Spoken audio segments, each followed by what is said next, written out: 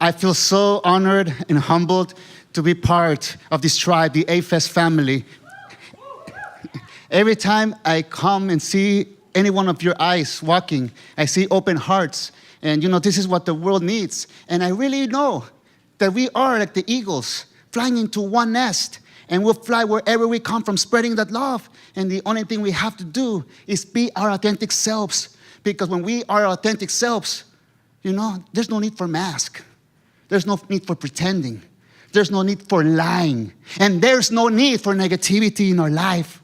Because when we open our hearts, we begin to feel the positivity running through our veins. And our body begins to feel so emotional that it begins to merge and making love to the soul, to everything. Because we know that our essence creates love.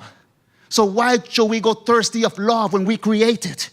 And then we have the perfect opportunity to come to this earth to take care of the love of our life, which is ourselves. And we cannot give what we don't have. So when we give this love to ourselves, we give it to our families, to our brothers and sisters. It doesn't matter what belief they have.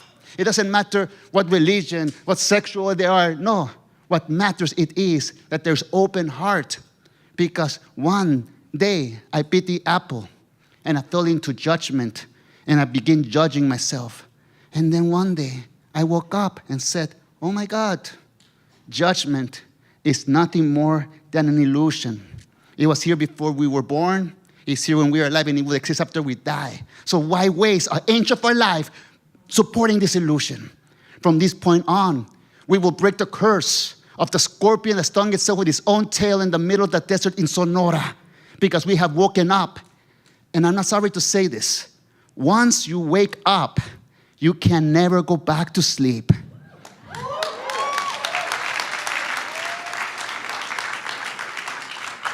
And then your soul begins to feel the quest that you're about to take. Without any expectation, you're ready for life. Because we all know we work for the same boss. We may think we're going to the left, but the boss makes us go to the right. But if we're always prepared and open-hearted, we are home wherever we go. And this is the dream of the eagles. Because the dream of the eagles live in love. And when two eagles are in love, they're not flying with chains, controlling each other. No. They're letting one be free. Because the nest will always be there, waiting for the love, waiting for the presence, waiting to put the gifts that we have. And what is our gift? Well, it's our message. But what message is it really? We all are messengers, but what kind of messengers are we? What is the message that we give to ourselves and to the people that we say we love with all our heart? We don't have to answer out loud. We can answer within ourselves. And if we like that message, we continue. But if we don't like the message, we can change it, because we are the storytellers and we can change any story. That's why in the Toltec tradition, the teachings are so simple. In the Toltec tradition, there's nothing to learn, only to unlearn. Unlearn what? What takes our inspiration away. Because the word Toltec, it means artist of the spirit. For we are always creating. And the moment that we return back home, and when I mean back home, is when we return back to open-hearted way of life, we begin to expand a message. We expand the art that comes from the heart into the mind. So this is the challenge of the Toltec. How you're going to express your love. How you're going to express in words your romantic, your soul, your inspiration, your dream, and the moment that you connect with the heart in your mind. There is nothing stopping you, because remember, you broke the curse of the scorpion that stung itself with his own tail. So if it was doubt that got us into suffering, then it will be doubt that gets us back into heaven. And you know what? Heaven has always been here. This is our body. And our soul is the angel that steps into this body that to take care of the love of the life, which is heaven. And there is no doubt. That's why when we look into the mirror and we see our own reflection, sometimes we imagine that we've never seen a reflection before, but it looks deeply in the eyes. It looks deeply with those beautiful eyes at us, saying, I will be loyal to you wherever you take me. If you take me to suffering, if you take me to drama, I will be there because I love you. And you know what? It's just waiting for us patiently to return back home. Because I remember when I woke up, I said, oh my God, my body served me all my life. Now it's time for my mind to serve my body. No matter if it's broken, it will be the healing force. Because we are the healers, and the true healers heal themselves from their own lies, which it is to not believe in lies. And from this point on, the quest of our life is completely open because we got inspired. We got inspired by life because we feel life inside of us. And there is nothing stopping us because we don't believe in judgment anymore. And this is what I dreamed with imagination, what Siddhartha felt under the Bodhi tree. He was living in his heaven when all the judges, when all the negativity come with Mara trying to break his faith and they couldn't. Finally, they took the poison arrows with fire in them and just shot up at Siddhartha. Siddhartha peacefully sent them love, and before the arrows hit him, he turned them into roses because he understands the power of forgiveness, because he understood also that there's an addiction in this world, and that addiction is of suffering. And when people get infected by addiction of suffering, they say things that they not mean. That's why when you see somebody saying mean things to you, or being mad, or screaming, cursing, they're just asking for help because they're possessed. And how do we know this? Because we were there once too. And going into that underworld, into the darkness, make us appreciate that light within us, because the Savior was never outside. It was just inside of us all the time, ready to make a decision, ready to make an act of power. And an act of power is an act of love. So this is why we can never go thirsty, because we create that love. We have all the answers. So many times we disrespect ourselves by not believing that we are loved. But when we're skeptical of our own negativity, everything begins to change. I remember when I said to one of my friends what the fifth agreement was, and it is to be skeptical, but learn to listen. And my friend said, Jose, being skeptical sounds negative. And I said, yeah, it might be negative if you think negative. But just imagine if you think positive all the time, and you have one negative thought. You're skeptical to that negativity, and you don't bite that apple. Because when you bite that apple, you put a spell on yourself. Because wherever we put our attention, that is what we're going to perceive. So sometimes the body gets nervous. Sometimes the body feels afraid. Sometimes the body feels happy. And when I feel this, I totally woke up and said, oh my God, I'm having a conversation with the Creator. It's not in English, it's not in Spanish, it's not in Spanglish. But it's learning to listen. Learning to listen to the love of our life. If I'm nervous, if I feel afraid, I'll say to the love of my life, don't worry, I am here. Don't worry, I will walk on fire for you. And this is what the real meaning of walking on fire it is. When you walk with heartbreak and nothing's going to stop the faith from coming out of you. That's why sometimes you see in a cathedral church, some saint, a priest or a nun praying up to the skies with a dagger in the heart, because it means that nothing, no heartbreak will break its faith, because it knows that it's part of life. And when you know that that is part of life, then you wake up knowing that the art of happiness, first rule, it is that we're not happy all the time. And having that awareness, the next time that we become happy, we know the cycle. And we're ready to serve the love of our life. I remember a beautiful dream that I had a long time ago. I was walking in the desert with my ex-wife. And all of a sudden, I see a big line of souls ready to enter a cave. And I asked my ex-wife, can you do me the biggest favor? Can you get all of those souls and take them to the sun? I will enter for them. And like in seconds, she was gone with all the souls. And I was in front of the cave. And I felt fear. But I said to myself, if something happened to me, I will only go back home. And in that moment, I get inside the cave. And when I entered the cave, it was like I entered a mitote room. A mitote is like you hear 1,000 voices speaking at the same time. And then I put attention to one voice. And that voice is speaking a story of suffering that I went through. And I said, okay, I take my attention away and I look around someplace else and it's the same thing. And then I say, okay, these things are not real. These things are already past. So I begin screaming like a madman. Who is in charge of this place? Who is in charge of this place? I want to see you right now. These old things are illusion. They're not real anymore. And then all of a sudden, I woke up in the same dream. And when I woke up in the same dream, there it was.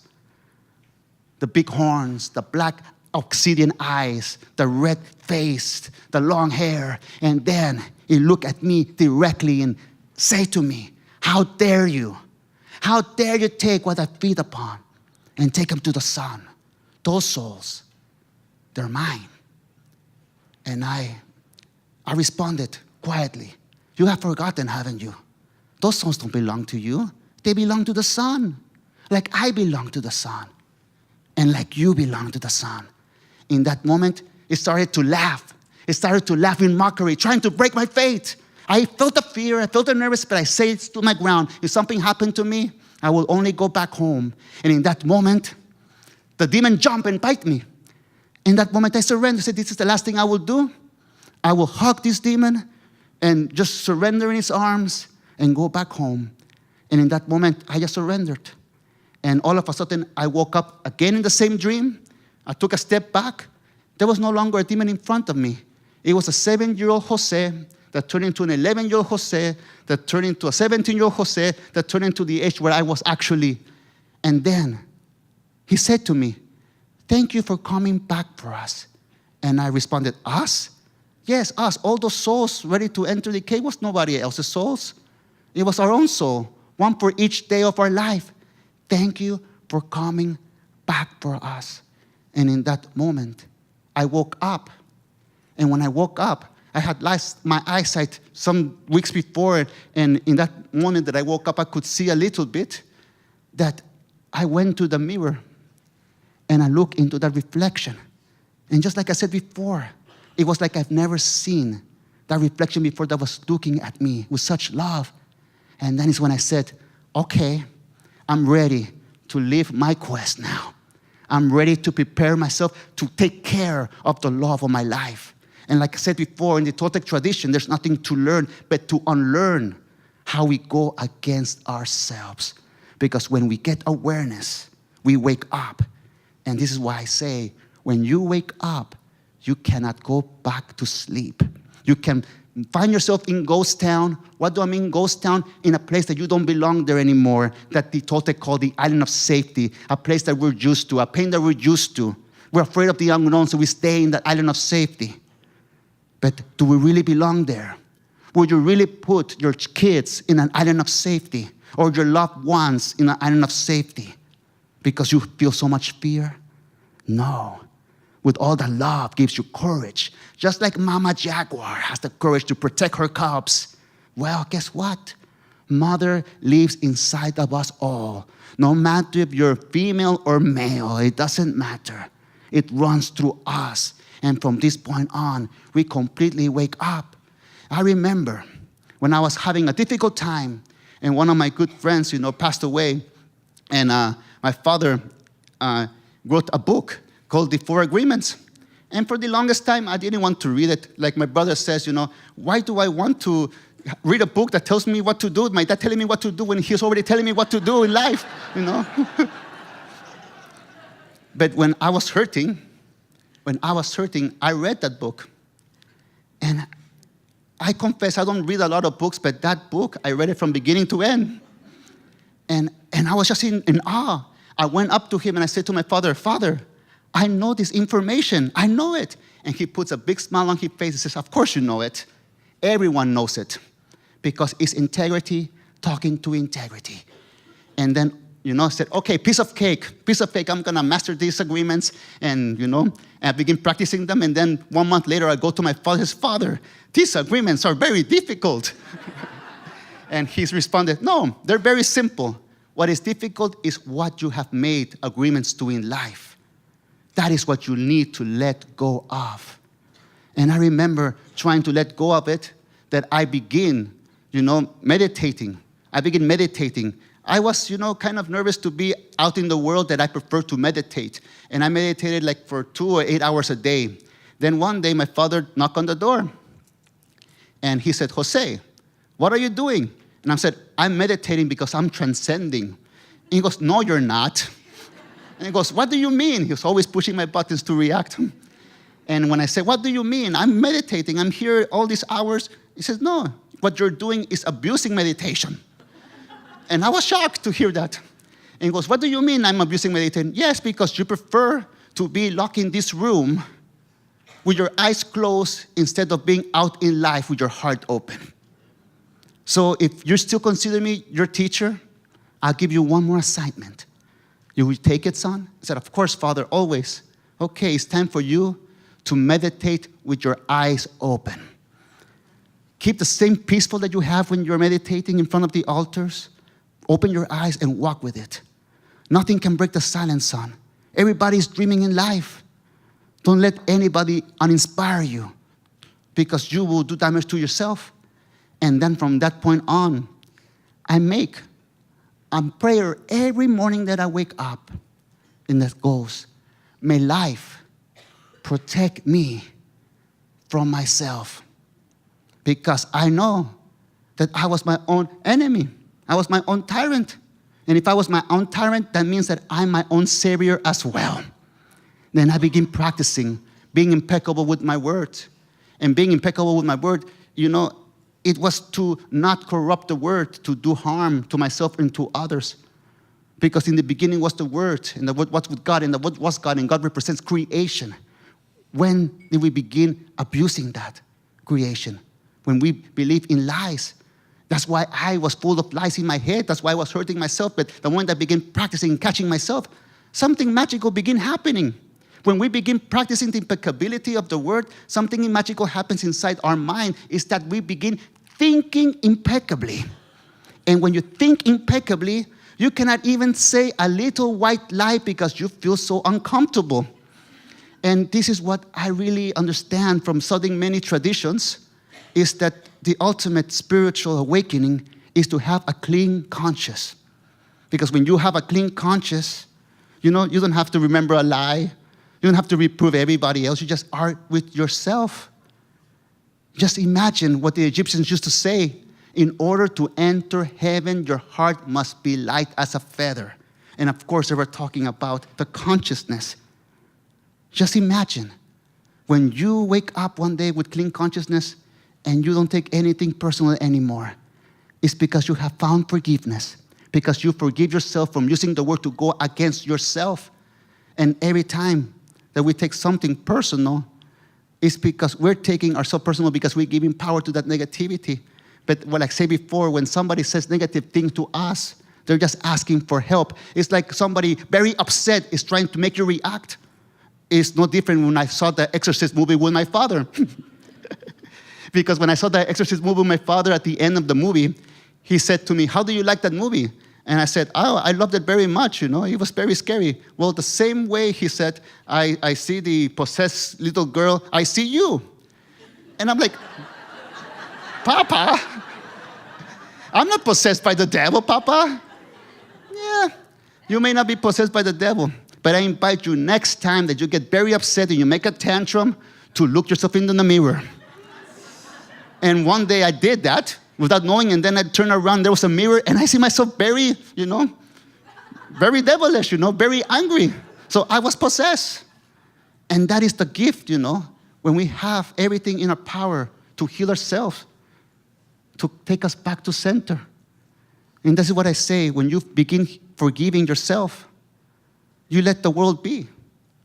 Because Mother and Father divine, they love all the children. No matter what they do, they love them all because they're all working for the same dream. And if Father and Mother can love all our brothers and sisters, why can't we love our brothers and sisters too? This is when we wake up. Like Father says, imagine waking up in a room completely sober where everybody's completely drunk. This is sometimes how we feel with our love. This is why it's so beautiful to be in this room, because everybody has open heart, This is a beautiful thing because everyone's a messenger of love. And, do not make assumptions for me was a big teaching, because from this point on, I really understood that I was afraid of communicating, that I began making assumptions of stories that were not real, And because I was afraid of communicating. But the moment that I broke that, I really can speak to my loved ones what it is. In that way, it's about respect, because it all goes to be impeccable with the word. And to do our best is my dad's favorite agreement, because without this one, the other ones don't exist. This is the act of the intent that we really are, because this is what we really are. We are intent.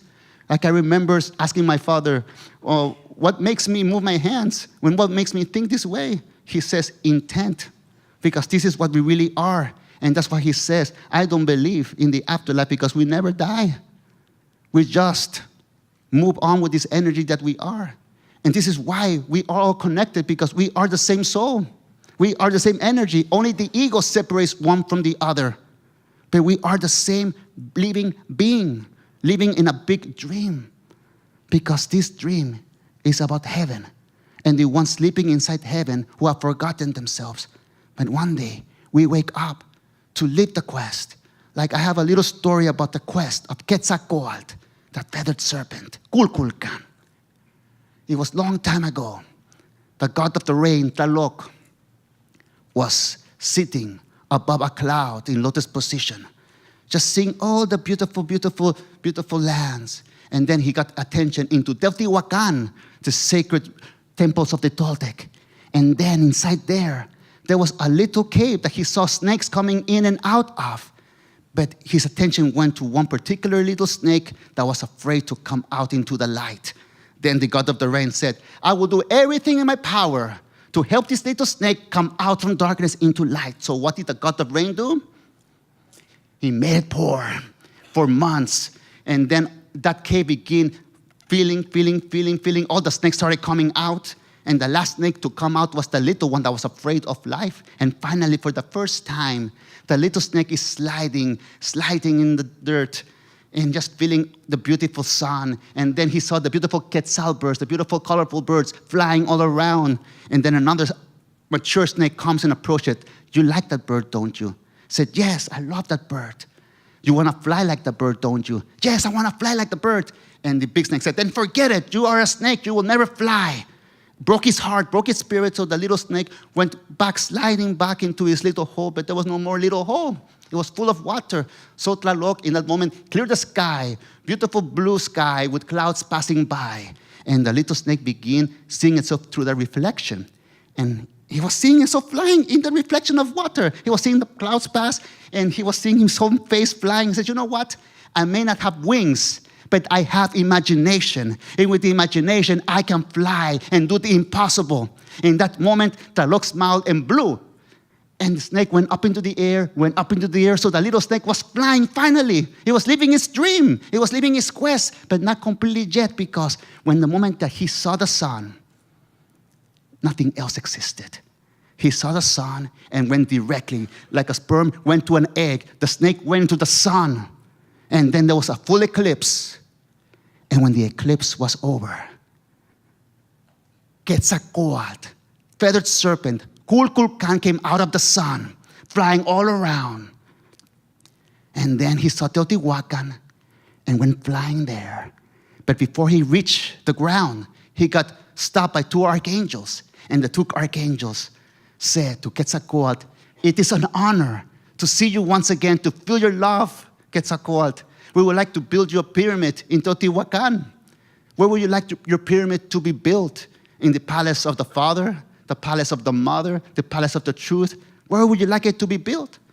Quetzalcoatl looked down and he said, I would like my pyramid to be built in the plaza of hell. And the archangel said, why? Why in the plaza of hell? And Quetzalcoatl smiled. It's because heaven doesn't need heaven.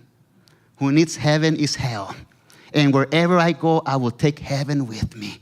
And he went to Teotihuacan, and this was the birth of the Toltec dream. For all of us, we are that energy.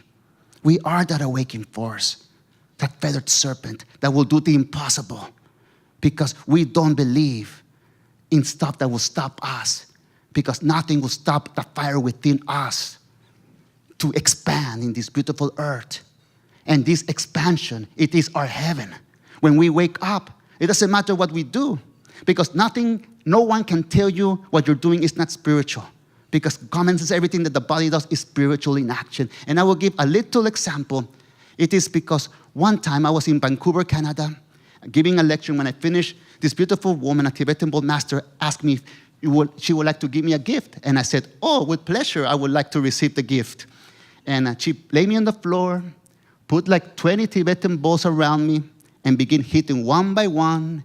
And every time she hit one, she went, Om, Om. And it went like for 40 or 50 minutes, I don't remember, but I remember when the sound stopped, I didn't want to open my eyes.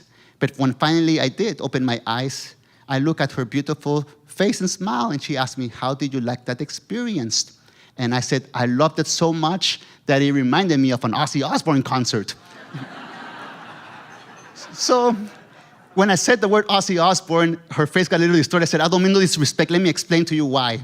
It's because I love rock and roll since I was a kid, And one time I went to see Ozzy Osbourne in concert, But before I went to see Ozzy Osbourne, I went to India.